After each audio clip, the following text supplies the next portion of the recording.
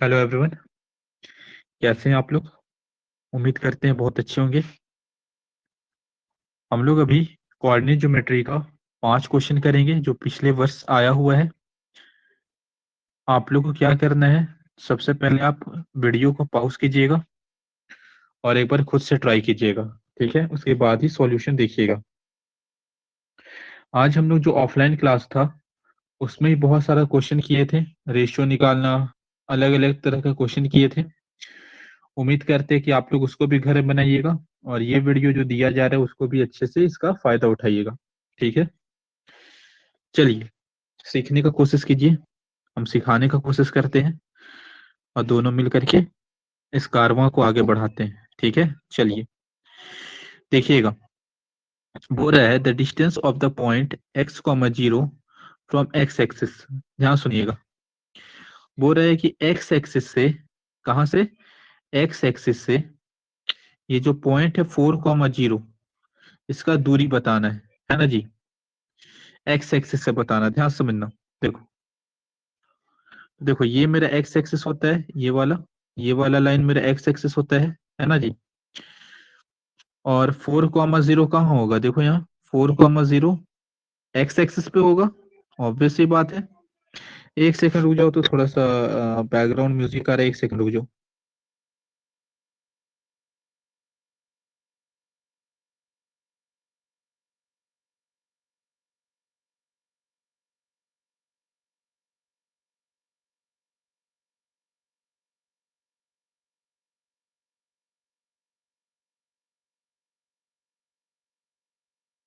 हाँ ठीक है, देखो ये जो मेरा पॉइंट है 4, 0 एक्स एक्सिस पे होगा, होगा ना। अब देखो इसका हम लोग को दूरी देखना है कहाँ से, इसका दूरी हम लोग को देखना है एक्स एक्सिस से। कहाँ से देखना है, एक्स एक्सिस से। तो एक बात बताओ, एक्स एक्सिस से ये किसी दूरी पर है, इसका एक्स एक्सिस से कुछ दूरी है, कुछ दूरी नहीं है ना। तो ध्यान से सुनो, जब भी एक्स एक्सिस से बोलेगा दूरी देखने, ठीक है, जब भी किससे बोलेगा एक्स एक्सिस से दूरी देखने, तो तुम वाई को देखोगे, केवल किसको देखोगे, वाई। एक्स एक्सिस से दूरी मान लो यही तुम्हारा 4, 4 रहता, क्या रहता, 4, 4। तो 4, 4 यहाँ कहीं आता, आता कि नहीं आता। तब एक्स एक्सिस से इसका दूरी क्या हो जाता, एक्स एक्सिस से इसका दूरी हो जाता 4। कहने का क्या मतलब है कि जब भी हम लोग को एक्स एक्सिस से दूरी देखना होगा तो हम लोग उसका वाई एक्स ऑर्डिनेट को देखेंगे। क्या देखेंगे, ऑर्डिनेट को। एक्स एक्सिस से जब भी दूरी देखना होगा तो हम लोग उसका क्या देखेंगे, ऑर्डिनेट को। समझ पा रहे हो बात को। इसका उत्तर हो जाएगा 0 यूनिट। क्या हो जाएगा, 0 यूनिट। ठीक है, एक्स एक्सिस से दूरी देखना था, इसका हमने ऑर्डिनेट को देखा, यानी कि वाई को देखा, वाई 0 था, तो इसका आंसर क्या हो गया, 0 यूनिट। ठीक है, यहाँ आ जाओ। The distance of the point from x axis, x axis से इसका दूरी क्या है, देखो वाई क्या है इसका, -4। लेकिन हम लोग जानते हैं कि डिस्टेंस कभी भी नेगेटिव नहीं होता है। इसका उत्तर क्या हो जाएगा, +4, 4 यूनिट, यानी आंसर नंबर बी। ठीक है, समझ में आ गया होगा, है ना जी। चलिए नेक्स्ट क्वेश्चन करते हैं। एक बार आप लोग इस क्वेश्चन को खुद से ट्राई कीजिए। ठीक है, देखो एक लाइन है, the line represented by x/4 plus y/6 is equal to 1 intersect x axis and y axis. अच्छा, ये वाला लाइन बहुत इंपॉर्टेंट है, ध्यान समझो। कि एक लाइन है जिसका इक्वेशन दिया हुआ है, क्या दिया हुआ है, equation x/4 plus y/6 is equal to 1। ठीक बात है। और ये जो लाइन है, जब इसको हम लोग ग्राफिकली ड्रॉ करेंगे, ग्राफिकली बनाएंगे, तो ये जाकर के कहीं ना कहीं एक्स एक्सिस को कट करेगा, है ना जी, और कहीं ना कहीं वाई एक्सिस को कट करेगा। ठीक है, समझ पा रहे हो। तो एक्स एक्सिस पे जहां कट करेगा उस पॉइंट को बोला है कि आप पी ले लो, और वाई एक्सिस पे जहां कट करेगा उस पॉइंट को आप क्यू ले लो। तब जाकर के ये जो पी क्यू बनेगा दोस्तों, इसका अपन को मिड पॉइंट निकालना है। क्या निकालना है, मिड पॉइंट। यानी कि हमको पता करना पड़ेगा कि पी और क्यू का कोऑर्डिनेट क्या है। हम फिर से बोल रहे हैं, हमको पता करना पड़ेगा कि P और Q का कोऑर्डिनेट क्या है। ठीक है, समझ पा रहे हो बात को? जब आपको P का कोऑर्डिनेट पता चल जाएगा, Q का कोऑर्डिनेट पता चल जाएगा, तब आप आसानी से मिड पॉइंट फॉर्मूला लगा करके इसका मिड पॉइंट निकाल लोगे। P और Q का, PQ का मिड पॉइंट निकाल लोगे, है ना जी। तो देखो, सबसे पहली बात, हमको P का वैल्यू और Q का वैल्यू पता करना है ना। सबसे पहले हमको P का वैल्यू और Q का वैल्यू पता करना है। और यहाँ इक्वेशन क्या दिया हुआ है, देखो ध्यान से, x/4 plus y/6 is equal to 1। ठीक है, सबसे पहले इसको थोड़ा सॉल्व कर लो। सॉल्व कर लो मतलब सर आप कहना क्या चाहते हैं, देखो ध्यान से, 4 और 6 का एलसीएम क्या हो जाएगा, 12। 4 के टेबल में 12 3 बार में आता है, यानी कि ये हो गया 3x, प्लस 6 के टेबल में 12 2 बार में आता है, यानी 2y बराबर 1। ठीक है जी, तो क्या हो जाएगा, 3x plus 2y is equal to 12 इधर डिवाइड में है, उधर जाके क्या हो जाएगा, मल्टीप्लाई में, 1 12 जा 12। तो ये मेरा क्या आ गया, एक तरह से इक्वेशन आ गया। ठीक है, ठीक है। अब देखो हमको क्या निकालना है, पी पॉइंट कहाँ है, पी पॉइंट है एक्स एक्सिस पे, और क्यू पॉइंट कहाँ है, क्यू पॉइंट है वाई एक्सिस पे। तो ठीक है, हम लोग क्या करते हैं, इस इक्वेशन में एक बार y0 पुट करते हैं। क्या जीरो पुट करते हैं, y0, क्योंकि हम लोग जानते हैं कि x एक्सिस पे मेरा y0 होता है। इसी इक्वेशन में पुट करें दोस्तों, और x का वैल्यू निकालेंगे। तो देखो ध्यान से, ये क्या हो जाएगा, 3x प्लस 2 0 बराबर 12, है ना। यानी 3x बराबर 12, यानी कि x बराबर कितना आ जाएगा, 12/3, यानी x बराबर आ गया 4। x बराबर क्या हो गया, 4। ठीक है, यानी कि p का कोऑर्डिनेट क्या हो जाएगा, p का कोऑर्डिनेट हो जाएगा 4, x तो हो जाएगा 4, और y क्या हो जाएगा, y हो जाएगा 0। समझ पा रहे हो बात को? उसी तरह एक बार हम इस इक्वेशन में, ध्यान से देखना, इस इक्वेशन में x की जगह 0 रख रहे हैं। x की जगह क्या रख रहे हैं, 0। x की जगह 0 रखेंगे तो देखो ध्यान से, 3 इंटू 0 प्लस 2y बराबर 12, यानी कि 2y बराबर 12, y बराबर क्या हो जाएगा, 6। 12/2 6, यानी कि q बराबर क्या हो जाएगा, 0,6। q बराबर क्या हो जाएगा, 0,6। ठीक है, एक बार फिर से समझ लो, हम लोग को इक्वेशन दिया हुआ था इस तरह से, इसको थोड़ा सॉल्व करके मैंने ऐसे इक्वेशन लाया। अब बोल रहा है कि ये जो लाइन है, ये एक्स एक्सिस पे कहीं कट कर रहा है, जिसका कोऑर्डिनेट है, और वाई एक्सिस पे कट कर रहा है क्यू पे। तो इस इक्वेशन में जैसे ही मैंने y की जगह 0 रखा, तो x का वैल्यू आया मेरे पास 4। Sorry, y is equal to 0 रखा तो x का वैल्यू आया 4, यानी p का कोऑर्डिनेट क्या हो जाएगा, 4,0। उसी तरह q निकालने के लिए x की जगह 0 रखा, तो y का वैल्यू आया 6, यानी p का कोऑर्डिनेट हुआ 4,0, और q का कोऑर्डिनेट हुआ 0,6।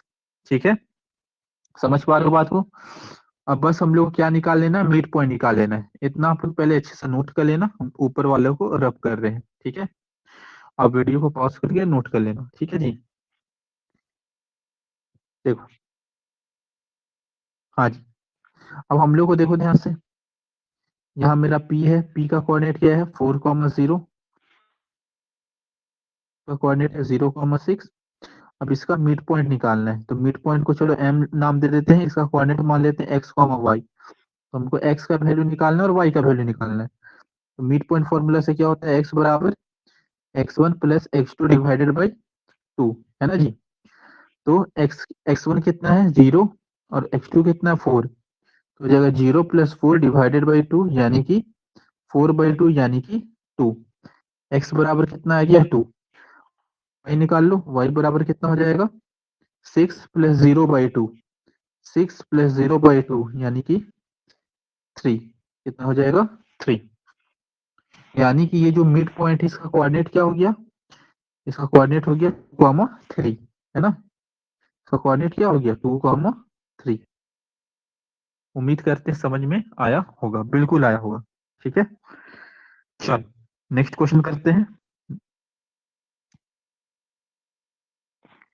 आ जाओ यहाँ देखो,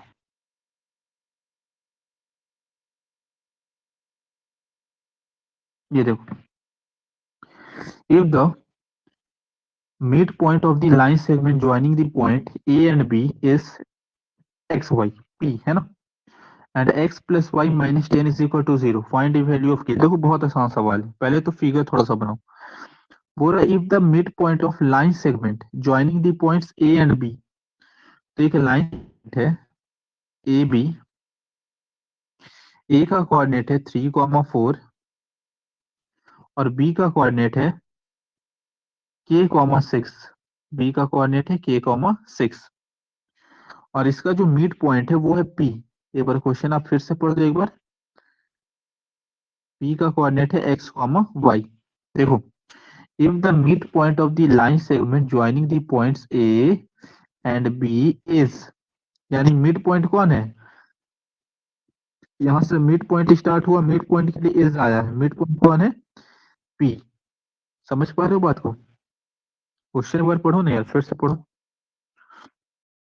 अच्छा, और एक इक्वेशन दिया हुआ है x plus y minus 10 is equal to 0, ठीक है। तो हम लोग को क्या करना है कि P यहाँ मिड पॉइंट है, यहां से हम लोग x और y का वैल्यू निकालेंगे। x और y का क्या निकालेंगे, वैल्यू।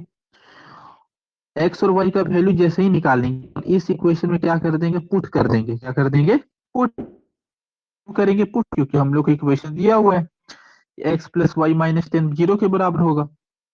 और जैसे ही यहाँ पुट करेंगे, मेरा k का वैल्यू आ जाएगा। सर नहीं समझ में आया?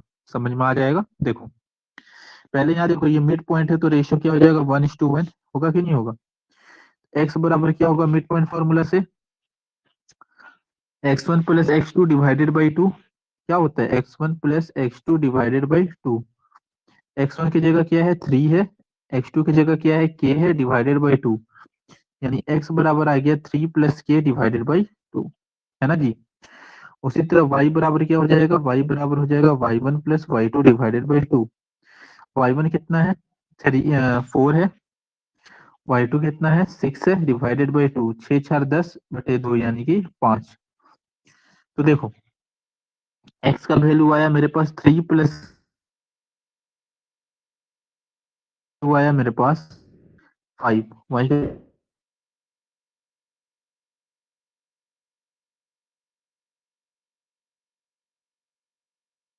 अब हम लोग क्या करेंगे, इसी को यहाँ ऊपर मिटा दिए, है ना। देखो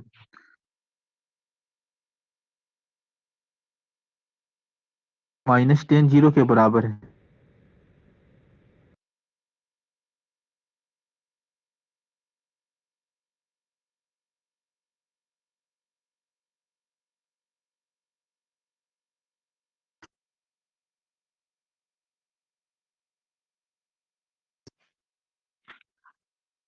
अभी रिकॉर्डिंग हो रहा है, ये क्या हुआ, 3 plus k by 2 minus 5 is equal to 0, ठीक है।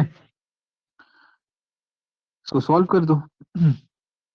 तो ये -5 उधर जाके क्या हो जाएगा, +5, यानी 3 plus k divided by 2 is equal to 5, है ना।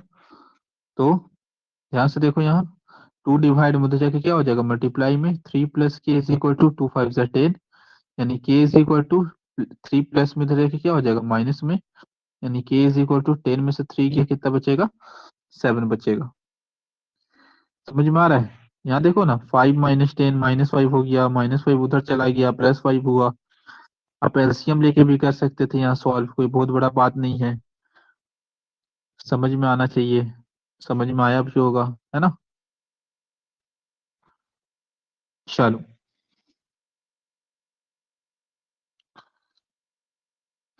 नेक्स्ट क्वेश्चन करते हैं।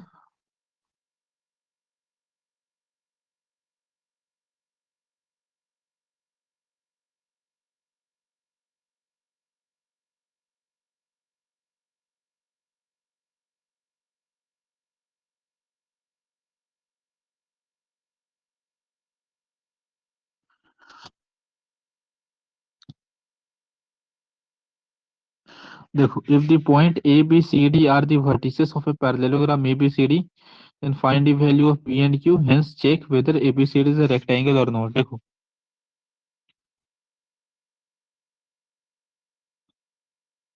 देखो ध्यान से, ये मान लो ए है, ये मान लो बी है, ये मान लो सी है, ये मान लो डी है। ए बी सी डी मेरा पैरेललोग्राम है। ठीक है।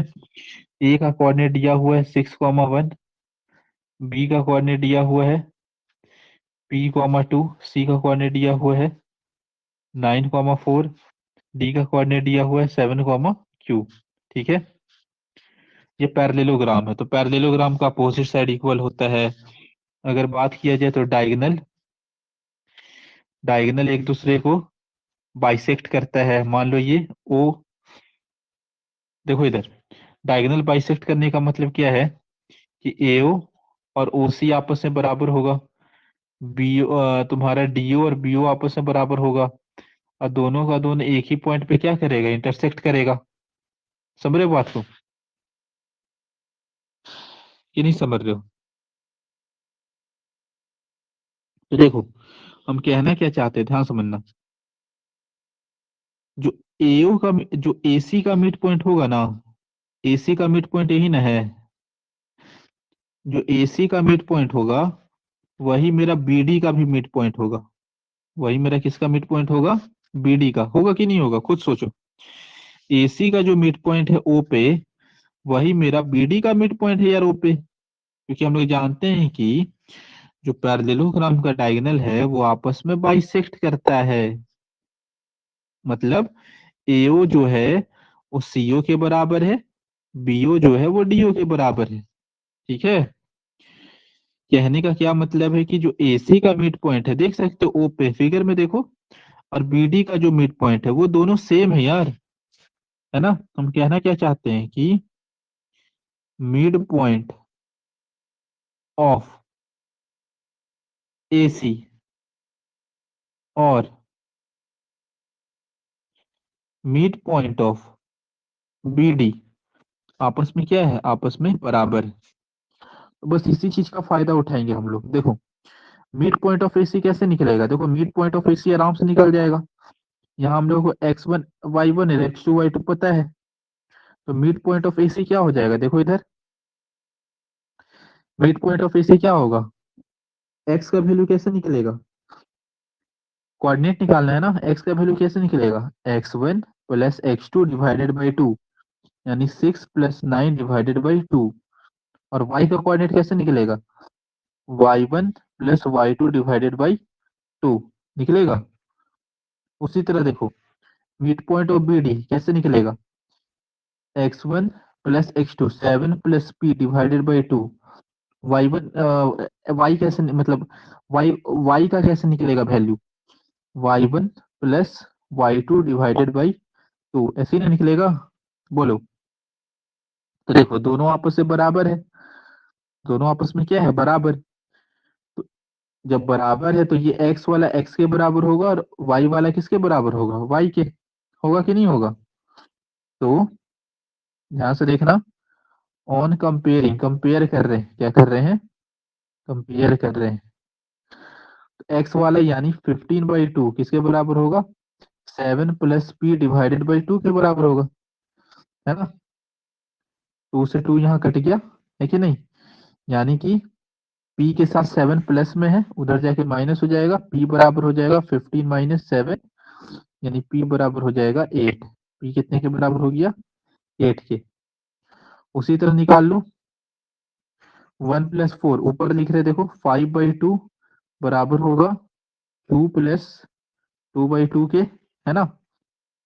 ये 2 से 2 कट गया, q के साथ 2 प्लस में, उधर जाके क्या हो जाएगा, माइनस में, q बराबर 5 माइनस 2 यानी कि 3। q बराबर कितना आ गया, 3। तो p और q का हमने वैल्यू निकाल लिया। ठीक है। अरे ठीक है जी, q का वैल्यू निकल कर आया 3 और p का वैल्यू निकल कर आया 8, है ना। अब चेक करना है कि ये क्वाड्रिलेटरल, ये रेक्टेंगल है कि नहीं है। तो रेक्टेंगल के लिए क्या करो, हम लोग जानते हैं रेक्टेंगल में ये जो डायगोनल है वो आपस में बराबर होता है ना। तो आप निकाल लो AC का वैल्यू। सर कैसे निकालोगे, डिस्टेंस फॉर्मूला लगा दो। डिस्टेंस फॉर्मूला से AC का वैल्यू निकाल लो और डिस्टेंस फॉर्मूला से BD का वैल्यू निकाल लो। अगर दोनों आपस से बराबर होगा तो ये रेक्टेंगल होगा, और अगर बराबर नहीं होगा तो रेक्टेंगल नहीं होगा। ठीक है, समझ रहे हो। तो ये वाला आप लोग होमवर्क कीजिएगा, बताइएगा डिस्टेंस फॉर्मूला से इक्वल आ रहा है कि नहीं आ रहा है। उम्मीद करते हैं कि समझ में आया होगा। अगर कुछ भी समझ में नहीं आया होगा तो क्लास से पूछ लीजिएगा, ठीक है। Thank you.